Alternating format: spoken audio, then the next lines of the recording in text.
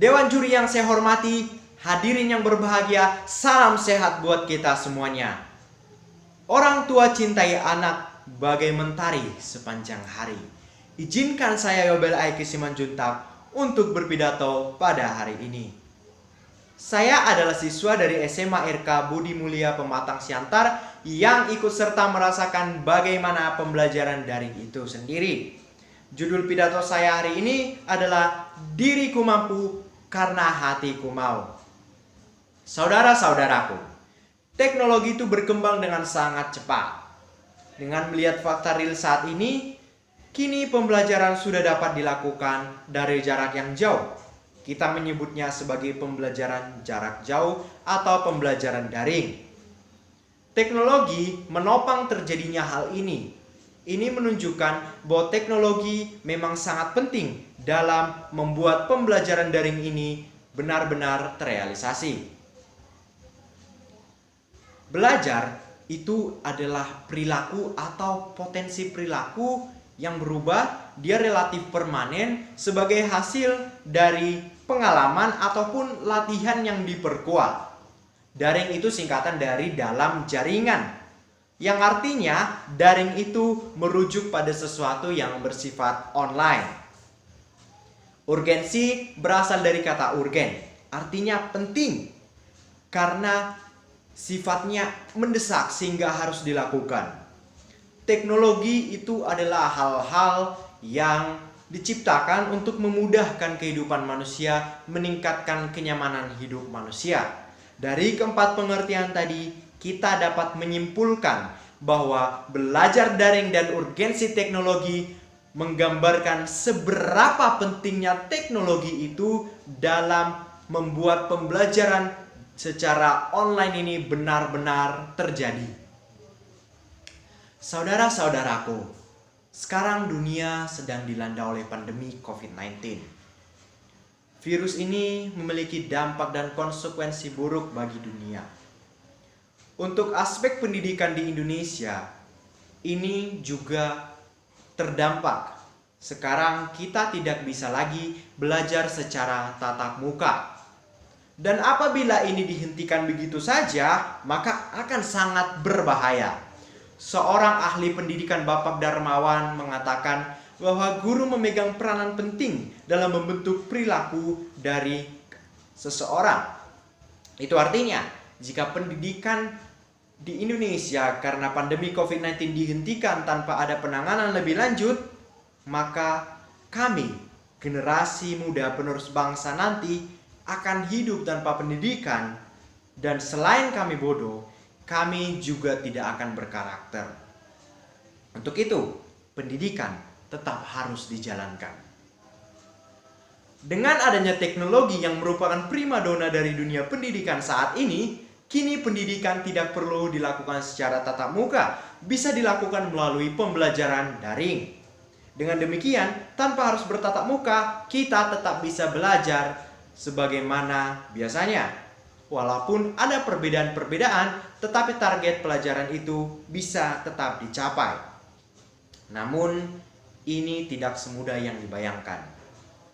Banyak tantangan, rintangan, banyak halangan yang membuat pembelajaran daring ini tidak berjalan dengan baik. Banyak daerah-daerah terpencil yang masih menganggap sebagai barang elektronik itu adalah barang yang mewah. Banyak daerah-daerah yang sinyalnya masih lemah, dan tantangan-tantangan lain bahkan membiasakan siswa dan guru agar bisa beradaptasi. Itu adalah tantangan yang berat. Untuk itu dibutuhkan penanganan, dibutuhkan campur tangan, kerjasama yang baik dari berbagai pihak untuk menyelesaikan masalah ini. Pemerintah itu memiliki wewenang.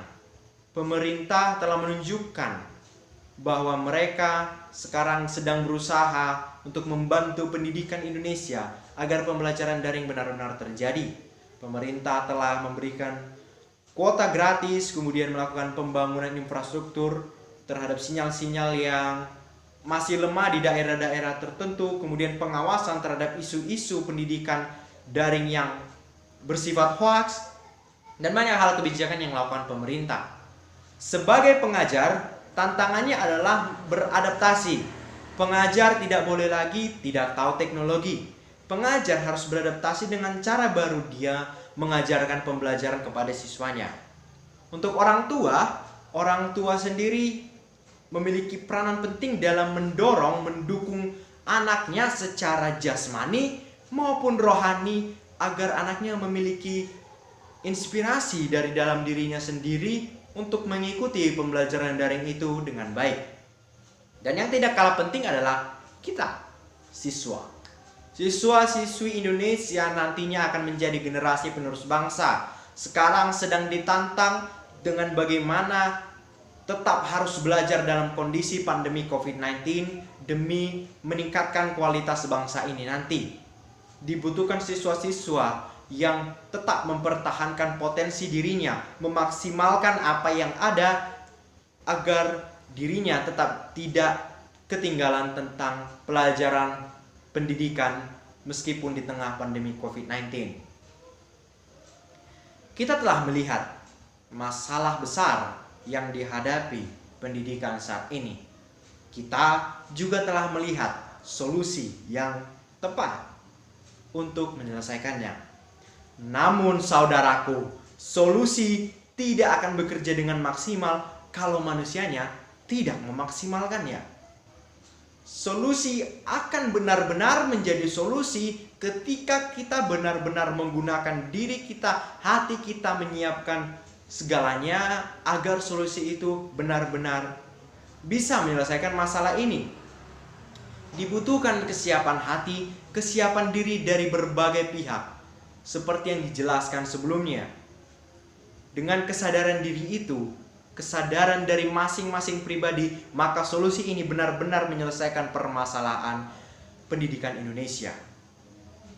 Seorang filsuf Yunani, Aristoteles, pernah berkata, mendidik pikiran tanpa mendidik hati bukan pendidikan sama sekali. Maka dari itu, kita membutuhkan hati kita. Diriku mampu karena hatiku mau. Hadirin yang berbahagia, Dewan Juri yang terhormat, saya Wel Aiki Simanjuntak mengucapkan banyak terima kasih. Sekian pidato saya, atas segala kesalahan saya ucapkan maaf yang sebesar-besarnya. Sekali lagi terima kasih.